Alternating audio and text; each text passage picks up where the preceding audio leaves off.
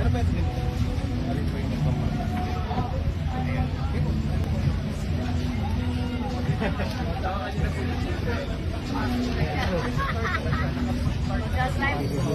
Ganda na po pag sarap.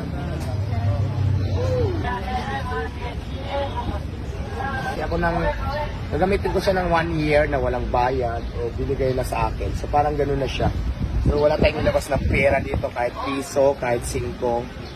Magagamit natin siya nang wala tayong binayaran. Pero syempre, maintenance dyan, ako na yung gagastos. Tingnan natin lo, maganda. Diba? Maganda lang yung oil. Gani talaga.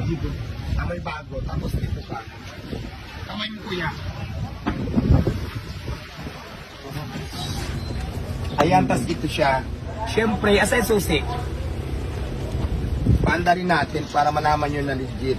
Tapakan mo lang yun. Bago po. O, ayan. Pinuhos ko lang siya, pero may susi naman siya.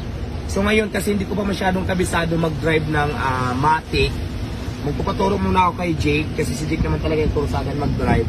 Kung paano gamitin tong Matic, kasi manual yung sa akin, yung Vios ko, manual yun. So magaling ako sa manual, automatic. Pero ayoko munang irangkada ng hindi po masyadong kabisado yung Matic kasi baka mamaya madisgrasya pa.